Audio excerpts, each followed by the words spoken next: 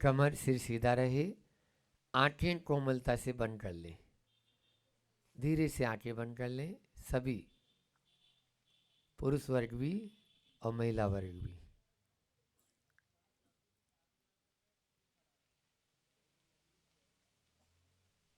मंत्र किसी जाति विशेष से संबंध नहीं रखता, वह आत्मा से संबंध रखता है। उसी के उच्चारण पूर्वक आज की यह सभा प्रारंभ करते हैं। भव बीजांकुर जनना, भव बीजांकुर जनना, रागाद्यासया मुपगता यस्य, ब्रह्मार्वा विष्णुर्वा हरो जिनो वा, नमस्तस्मै हरो जिनो वा, नमस्तस्मै हरो जिनो वा, नमस्तस्मै। बोले अहिंसा परमो धर्म की। इतने सारे बच्चे हैं और आवाज कम। बोले भगवान वितराज श्री रामचंद्र जी की। बोले संत शिरोमणि आचार्य गुरुवर विद्यासागर जी महामुनि राज की। पूज्य मुनि श्री 108 दुर्लभ सागर जी महाराज की। परम पूज्य मुनि श्री संतान सागर जी गुरुदेव की। परम पूज्य मुनि श्री संतान सागर जी गुरुदेव की। जयकारा गुरुदेव का, जयकारा गुरुदेव का, जयकारा गुरुदेव का। नमोस्तु भगवान, नमोस्तु नमोस्तु।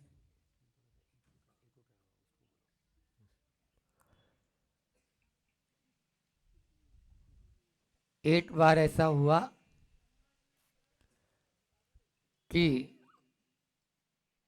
एक व्यक्ति मकान बना रहा था, और जब वह मकान बना रहा था तो उस समय उस मकान की दीवार को ऊंचा उठाता और गिर जाती वह दीवार, फिर बनाता, फिर 4-5 फीट भी दीवार नहीं उठती और फिर गिर जाती। ऐसे उसने 2-4-5 बार किया, वह दीवार उठाए और गिर जाए। एक बार एक संत का उस गांव से गुजरना हुआ, तब उस व्यक्ति ने उन संत के चरण पकड़ लिए कि भगवान मैं दीवार उठाता हूं और वह दीवार गिर जाती है, आप बताइए क्या इसमें रहस्य है। उन संत ने वहां जाकर देखा तो पूछा, भैया तुम मकान तो बनाना चाह रहा है, बोले इसकी नींव कहाँ है, इस मकान की नींव कहाँ है। तो उस व्यक्ति ने कहा, महाराज मूर्ख है वो लोग जो नींव कभी दिखती नहीं, कभी उजाले में आती नहीं, कभी प्रकाश उसको मिलता नहीं, लोग उसको देख सकते नहीं, ऐसी नींव में अपनी शक्ति और अपना समय और अपना धन बर्बाद करते हैं। तब संत ने उसको कहा, मूर्ख वो लोग नहीं, महामूर्ख तुम हो जो बिना नींव के मकान खड़ा करना चाहते हो। बंधुओं बच्चों, जिस प्रकार से बिना नींव के कभी मकान खड़ा नहीं हो सकता, उसी प्रकार से हमारे जीवन में बिना संस्कार के अपनी इस जिंदगी को हम सफल नहीं बना सकते, सफल नहीं बना सकते। जब तक जीवन में नींव की तरह संस्कार, जैसे ये पेड़ है, इस पेड़ के नीचे क्या है बोलो, जड़। यदि वो जड़ नहीं रहेगी तो ये पेड़ खड़ा रहेगा क्या, नहीं रहेगा। फिर आप लोग बिना जड़ का पेड़ कैसे बनते जा रहे हैं बोलो। आज वर्तमान में जहां भारत की स्थिति सोने की चिड़िया कहते थे, अब वो दूसरों के ऊपर मोहताज हो रहा है। हमारा भारत दूसरों की ओर देख रहा है। ऐसा क्यों हो रहा है, आप लोगों को देख के बड़ी प्रसन्नता भी हो रही है कि आज भी हमारे यहाँ भारत में गुरुकुल प्रणाली यहाँ विद्यमान है। नाम ही गुरुकुल है, आचार्य गुरुकुल विद्यालय। बहुत अच्छा लगता है क्योंकि 1835 में आप लोगों ने जो पुस्तक मैंने दी है यहाँ विद्यालय में, चारों विद्यालयों में, उस पुस्तक का अवलोकन करना। उसमें हमारी मातृभाषा भी हो, उसमें भी दिया हुआ है लास्ट में कि लॉर्ड मेकाले भारत में आया, उस समय 7,32,000 गांव, उनमें 7,32,000 ही गुरुकुल थे। जितने गांव थे उतने गुरुकुल थे और उनमें अध्ययन होता था। शिक्षा के साथ में संस्कार भी दिए जाते थे। न केवल शिक्षा दी जाती थी अपितु संस्कार भी दिए जाते थे। बंधुओं, बिना संस्कार के कोई जीवन आगे नहीं बढ़ सकता, कभी नहीं बढ़ सकता है। एक बार ऐसा हुआ कि एक व्यक्ति मजदूर काम कर रहा था। एक संत का गुजरना हुआ, उसने उस व्यक्ति से पूछा क्या कर रहे हो? दिखता नहीं है क्या, अंधा है क्या, पत्थर तोड़ रहा हूं। उस व्यक्ति ने क्या जवाब दिया? पत्थर तोड़ रहा हूं। और वो भी किस भाषा में जवाब दिया, आप लोगों ने सुन ही लिया अभी हमारे मुझ से। समझ में आया? आजकल की शिक्षा प्रणाली जो हो रही है अभी विदेशी, वो इसी प्रकार से जवाब देती है। फिर आगे चले, एक व्यक्ति दूसरा, वो भी मजदूर था, उससे पूछा क्यों भाई, क्या कर रहे हो? बस पेट पाल रहा हूं, अपना और अपने बाल बच्चों का भरण पोषण कर रहा हूं। और आगे चले, संत को भी संतुष्टि नहीं हुई। एक आगे चले, एक व्यक्ति मस्ती में अपनी गुनगुना रहा है और घन उठा के वो भी पत्थर को तोड़ रहा है, लेकिन भजन गा रहा है। तभी संत ने उससे पूछा, पहले तो उसने प्रणाम किया, बोलो बाबा क्या काम है? भाई क्या कर रहे हो? बस यहाँ पर भगवान का एक मंदिर बन रहा है, मैं मंदिर बना रहा हूं। काम तीनों एक ही जगह एक ही कर रहे हैं, लेकिन 3 शब्द है बच्चों, ध्यान रख लेना, लिख लेना अपने दिल और दिमाग में या डायरी में जाके। एक होता है निर्वाह, एक होता है निर्माण और एक होता है निर्वाण। जो पत्थर तोड़ रहा है वो निर्वाह कर रहा है। जीवन का निर्वाह तो पशु पक्षी भी कर लेते हैं, कीड़े मकोड़े भी कर लेते हैं। जिनको जीवन मिला है वो अपना निर्वाह तो कर ही लेते हैं। बहुत बिरले होते हैं जो निर्माण कर पाते हैं। जीवन का निर्माण केवल मनुष्य भाव में ही संभव है, लेकिन वो भी इतना अच्छा नहीं, सर्वश्रेष्ठ है जीवन का निर्माण करना। अभी जहां मेरी आहारचर्या हो रही थी, वहां मां सरस्वती के चित्र के नीचे लिखा हुआ है बड़े बड़े अक्षरों में, सा विद्या या विमुक्ते। विद्या वही है जो हमें मुक्ति को दिला दे। बोलो, तो निर्वाह नहीं, निर्माण नहीं, हमें जीवन का निर्वाण को प्राप्त करना है। आज गुरुकुल में यही हो रहा है। जो पुराने जो गुरुकुल पैटर्न में चल रहे हैं, जो हमारे महापुरुष हुए हैं, उनके जब जीवन को देखते हैं तो हम अपने जीवन में उसी प्रकार से आगे बढ़ते हैं। यहाँ पे देखो सामने महाराणा प्रताप कट्स, शिवाजी कट्स, अन्यथा रूम नंबर 1, रूम नंबर 2 ऐसे लिखे हुए मिलते हैं यदि आप कॉन्वेंट में जाते तो, जिसको अनाथ आश्रम बोलते हैं हम। कॉन्वेंट का मतलब जानते हो ना श्री राम जी?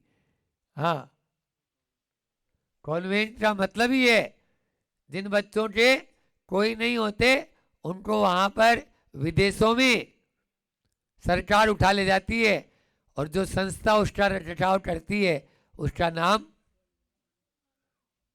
आज शहरों के अंदर वही खुल रहे हैं, धड़ल्ले से, और लोग उसको प्रोत्साहन भी दे रहे हैं।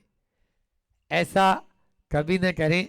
हमारे यहाँ तो जब तक इस धरती पर संत विद्यमान हैं, जब तक धरती पर भगवंत विद्यमान हैं, और जब तक धरती पर हमारे माता पिता विद्यमान हैं, तब तक हम अनाथ हो नहीं सकते। हम तो हमेशा सनाथ थे, हैं और रहेंगे।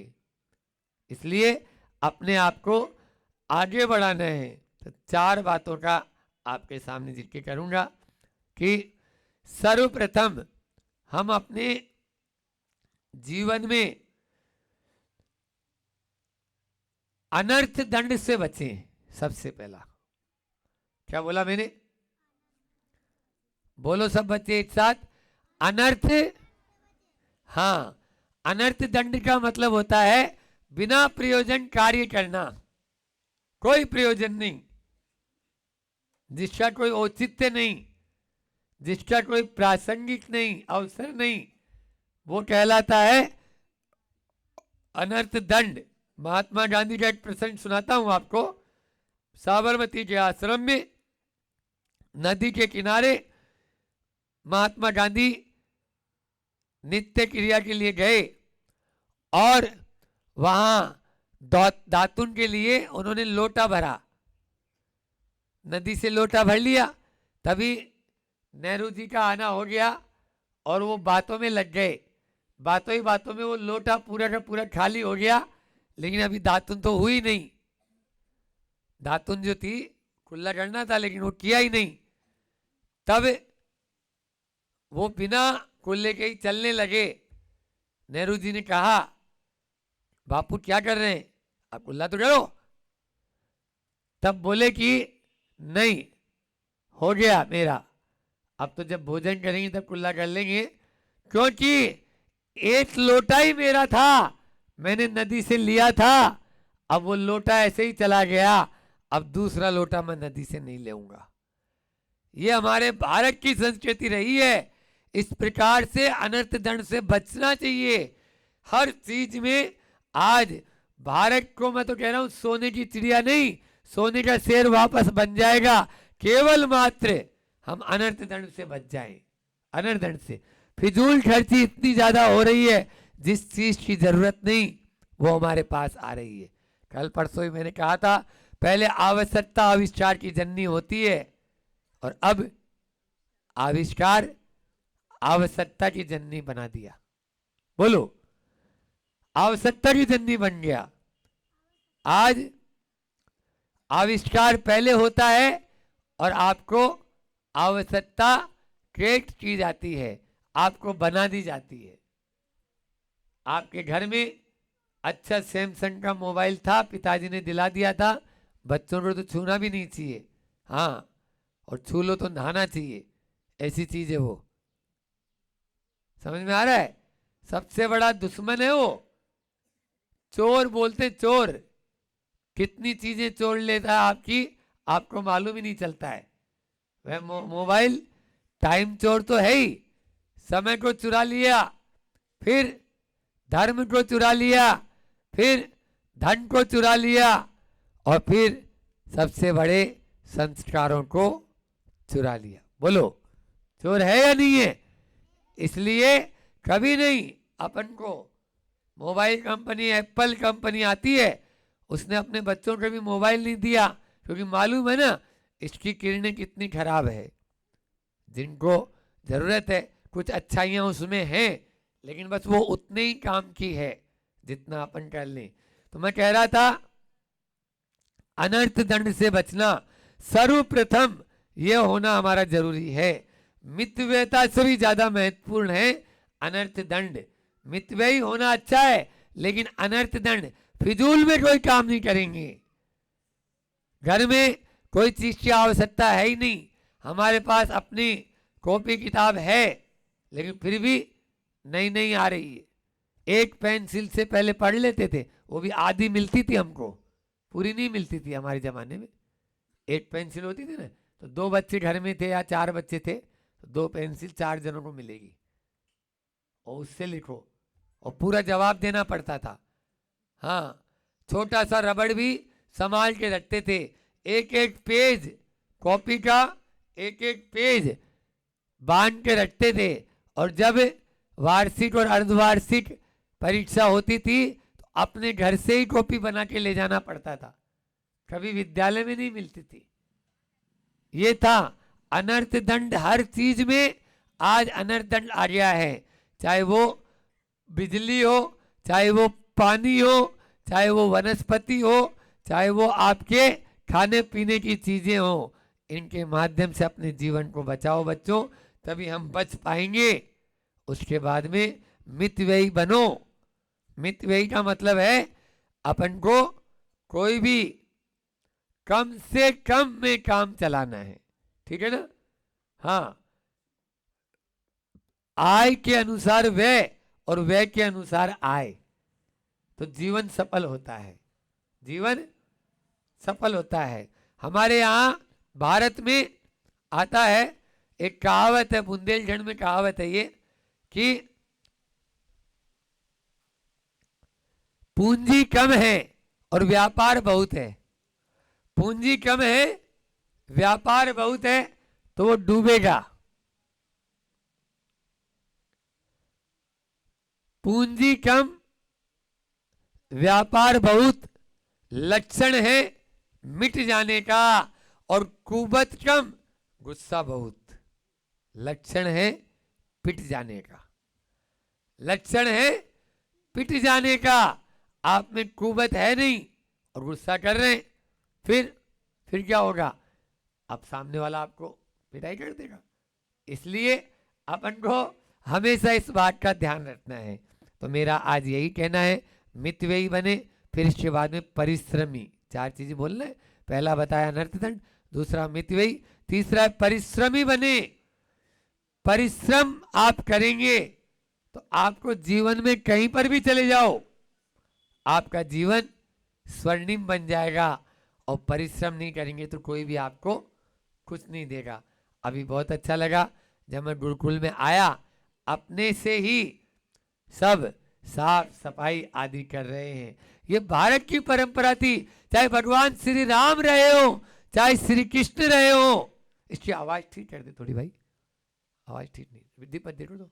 हाँ, चाहे भगवान श्री राम रहे हो और चाहे भगवान श्री कृष्ण रहे हो, तो वो गुरुकुल में पढ़ते थे। और गुरुकुल में पढ़ते थे तो अपना काम स्वयं करते थे। राजा महाराजा सब अपना काम करते थे।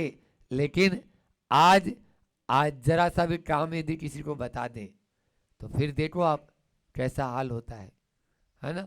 इसलिए आप अपने जीवन में परिश्रम से कभी डरे नहीं, स्वावलंबी बने, है ना। परिश्रम स्किल डेवलपमेंट बोलते हैं। आपके यहाँ हथकरघा नहीं हो तो हथकरघा चालू कर दो, तो इसके माध्यम से स्वयं ही वस्त्र बनाएंगे।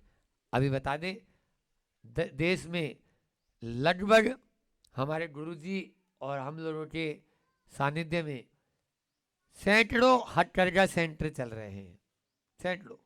तो इसलिए पहला क्या बोला मैंने? अनर्थ दंड से बचें, दूसरा मितव्ययी बने, तीसरा बोलो, हाँ, परिश्रम करें, और चौथा फिर इसके बाद में सबके प्रति स्नेहशील बने। क्या बने? जब तक जीवन में प्रेम नहीं तब तक जीवन कोई काम का नहीं, कोई काम का नहीं। जीवन में प्रेम होना जरूरी है। अहिंसा का भी पालन आप अपने जीवन में तभी कर पाएंगे जब जीवों से प्रेम होगा, ठीक है ना। प्रेम होगा।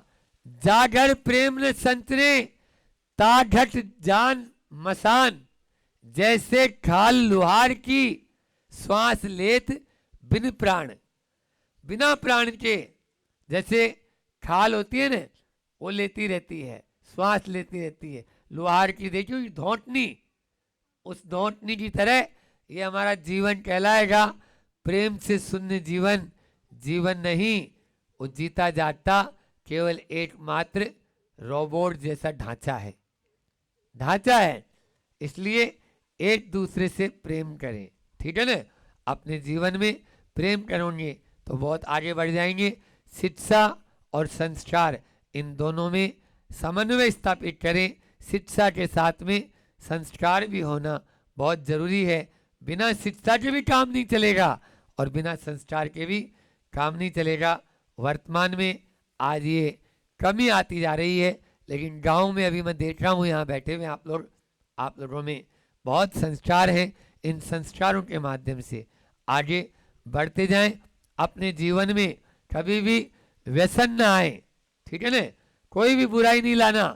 गुटखा, बीड़ी, सिगरेट और तंबाकू, शराब और क्या बोला था कल, ड्रग्स, इनसे अपने जीवन को बचाना। ये बड़े बच्चे पीछे बैठे हैं, तो अभी ऐसे कोई आया नहीं होगा आप लोगों के यहाँ पर दुश्मन, लेकिन उस दुश्मन को अपने जीवन में प्रवेश नहीं करने देना, ठीक है। क्या क्या नहीं खाना है बोलो। हाँ, गुटखा, जो जीवन को गुटक जाए उसका नाम है गुटखा। जो जीवन को कर दे खराब उसका नाम है शराब। जी, उसका नाम क्या है, शराब। और सारे गेट तो ठीक, लेकिन ये सिगरेट अपने जीवन को बर्बाद कर देगी। और उसके अलावा तंबाकू कभी नहीं, इन चीजों का इस्तेमाल कभी नहीं करना चाहिए। करना चाहोगे बोलो, नहीं करना चाहोगे। हाँ, एक बार ऐसा हुआ कि बच्चों को बता रहे थे कि पाप से, आजकल की जो पढ़ाई लिखाई होती है ना, तो बोले पाप कभी भी नहीं करना चाहिए। पाप कितने होते हैं, 5 होते हैं। कितने होते हैं, 5। बोलो, हिंसा, झूठ, चोरी, कुशील और परिचय। इन 5 पापों को अपने जीवन में मत आने देना, ठीक है ना। आप लोग बच्चे हैं ना, तो बच्चों बच्चों बच्चों 5 पापों से, 5 पापों से बचेंगे, अपना जीवन धन्य हो जाएगा। अन्यथा इस जीवन को बर्बाद होने से कोई रोक नहीं पाएगा। यदि आप अपने जीवन में तरक्की करना चाहते हो, आगे बढ़ना चाहते हो, अपने महापुरुषों को याद रखना, ठीक है ना। महाराणा प्रताप रहे, शिवाजी हुए, लक्ष्मीबाई हुए, तात्या टोपे हुए, है ना। इन सबको, महात्मा गांधी हुए, महावीर स्वामी हुए, महात्मा बुद्ध हुए, इन भगवान श्री राम हुए, इनको याद रखेंगे तो अपने जीवन में हमेशा आगे बढ़ते चले जाएंगे। अभी मैंने 4 चीजें आपको बताई है कि सबसे पहला था जीवन में अनर्थ दंड न आए, फिर मित व्ययी बने, तीसरा था परिश्रम करो, और चौथा बोलो स्नेहशील बने। प्रेम हमारे जीवन में आना चाहिए। प्रेम के द्वारा कैसा होता है, देखो प्रेम कैसा होना चाहिए। एक बार ऐसा है, कहानी सुना के अपनी वाणी को विराम देता हूँ, समय भी हो गया है, कि भगवान श्री राम वनवास में थे, 14 साल के वनवास में। तो उस समय अब वन में कौन मिलेगा, जंगल के पशु पक्षी ही उनके सखा साथी मित्र, वही सब उनके साथ में खेलना उठना बैठना, सारे पशु पक्षी आते थे।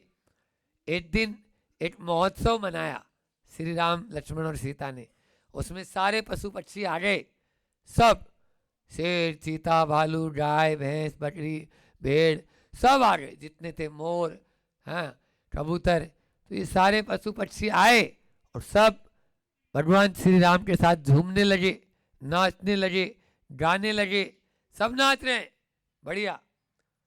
अब नाचते नाचते नाचते जब बहुत देर हो गई गाते हुए, तो एक मोर के बच्चे को राम जी ने अपनी गोद में उठा लिया।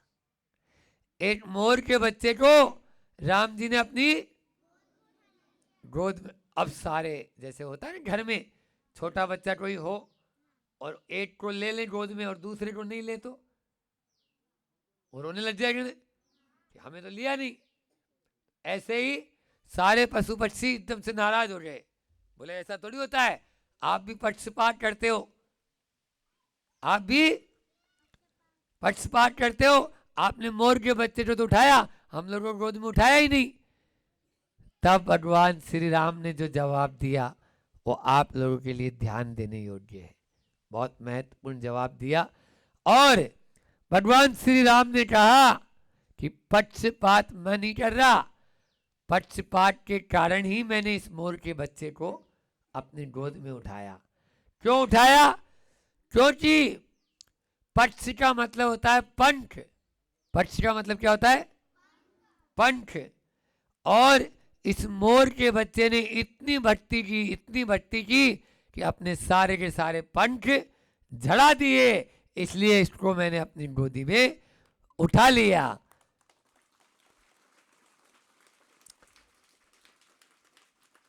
जब तक हम अपने पूर्वाग्रह का पक्ष नहीं त्यागेंगे तब तक हमें भी भगवान अपनी गोद में उठाने वाले नहीं हैं। आज तक हम आज्ञा के पक्ष में जी रहे हैं, उस आज्ञा के पक्ष का पाठ कर दो, उस पंथ को छोड़ दो, तभी हम अपने जीवन को आगे। बस ऐसा ही है, मैंने बोल दिया ना, जो मैंने कह दिया वैसा ही होना। ये जो बातें होती है ये पक्षपात कहलाता है, और इसके कारण से भगवान कभी अपनी गोदी में नहीं उठाएंगे। हाँ, तुम भी ठीक, मैं भी ठीक, है ना? तुमने जो कहा वो भी सही और मैंने जो कहा वो भी सही। यही भगवान महावीर स्वामी का अनेकांत का सिद्धांत है। इसमें लड़ाई नहीं होती, ही में लड़ाई नहीं है, ही में लड़ाई है और भी में लड़ाई नहीं है। जहां पर ही आ जाता है वहां टकराव होता है, और जहां भी आता है वहां समझौता हो जाता है। इसलिए टकराव नहीं, समझौता की नीति अपनाएं। एक दोहे के माध्यम से अपनी वाणी को विराम देता हूं। हमारे गुरुजी ने लिखा है, ही से भी की और ही बड़े सभी हम लोग, और छह के आगे तीन हो विश्व शांति का योग। बस विश्व में शांति हो वो तब होगी जब 6 के आगे 3 लिखोगे। 63 अच्छा माना जाता है, और 6 के पहले 3 लिख दोगे तो 36 का आंकड़ा हो जाता है। 3 6 को पीठ दिखाता है और 6 3 को पीठ दिखाते हैं, जबकि 63 में 6 3 को गले लगा रहा है और 3 6 को गले लगा रहा है। बस एक दूसरे को गले लगाओ, यही हमारी भारतीय संस्कृति है। ही की ओर नहीं, भी की ओर ध्यान देंगे तो आगे बढ़ जाएंगे। तो हम लोग ऐसे ही सर्दी हो, गर्मी हो, बरसात हो, बिना वस्त्र के रहते हैं, कभी भी वस्त्र नहीं धारण करते। रात हो चाहे दिन हो, कुछ भी ओढ़ते नहीं, कुछ भी बिछाते नहीं, ऐसे ही तटस्थ पे सोते हैं। कोई गद्दा नहीं, कोई पल्ला नहीं। हमारा तो आसमान ही हमारा कंबल है ना? क्योंकि कम बल वाले ही कंबल का उपयोग करते हैं। मूठ माटी में लिखा हुआ है, जिसके बल कम होता है ना वो कंबल का उपयोग करते हैं। कम बल, सीधी सीधी बात है। तो ये मूठ माटी जो आपको मिली है इसमें यही बात लिखी हुई है। तो हमारा तो धरती हमारा बिछोना है, और अंबर आसमान आकाश हमारा कंबल है, वह हमारा ओढ़ना है। और 24 घंटे में एक ही बार भोजन और पानी या जो भी लेना है शुद्ध लेते हैं। जैसे हमारा तो नमक, मीठा, हरी वनस्पति जैसे सब्जी, फल, चावल, इन सब के लगभग त्याग ही है। तो इस प्रकार से त्याग के साथ में ही यह चलता है। और उसके साथ ही जो कोई भी पैसा, टका, गाड़ी, घोड़ा कुछ भी नहीं रखते, कोई मठ हमारा कुछ भी नहीं, एक स्थान पर नहीं रहते। 4 महीने चातुर्मास जहाँ जिस समाज में या मंदिर में या कोई भी क्षेत्र पर करते हैं, पैदल विहार करते हैं, पाँव में जूता आदि कुछ नहीं पहनना है, अपना ऐसे ही चलते रहना है। बस अपने आप को एक मुसाफिर की तरह बस मुझे चलते जाना है, मुझे चलते जाना है, इसी प्रकार से आगे बढ़ते चले जाते हैं। थोड़ा बहुत समाज की जो 2 रोटी खाते हैं उतनी हम बजा भी देते हैं अपने आप को कि भैया नहीं, समाज हमको 2 रोटी खिलाई है, तभी अब इतने सारे बच्चों को अपन ने अपना उपदेश दे दिया। और इसी के साथ में अपने जो बाल होते हैं ना, दाढ़ी मूछ वगैरह के, ये भी नाई या उस्त्र का प्रयोग नहीं करते, इसके लिए हम अपने हाथों से ही खींचते हैं। पंखा, कूलर, हीटर, चाहे कितनी ठंड पड़ो हीटर का प्रयोग नहीं, कितना ही आपका गर्मी पड़ो पंखा, कूलर, एसी आदि का उपयोग नहीं, वाहन का उपयोग नहीं। इस प्रकार का जीवन स्वतंत्र जीवन रहता है। स्वतंत्र है, स्वच्छंद नहीं। आप लोग भी स्वतंत्र बनना बहुत अच्छी चीज़ है, स्वच्छंद बनना अच्छा नहीं। हम स्वतंत्रता दिवस मनाते हैं, उसको स्वच्छंदता दिवस में मत बदलो, बस स्वतंत्रता ही रहने दो। ये मेरा भाव है। आप लोगों को सबको दोनों हाथों से बढ़िया से आशीर्वाद। आप अपने जीवन में आगे भी और तरक्की करें और अच्छे अच्छे पदों पर जाकर आसीन हो। बोलिए अहिंसा परमो धर्म की। आवाज नहीं आई। आचार्य गुरुवर विद्या सागर मामुनि राज की।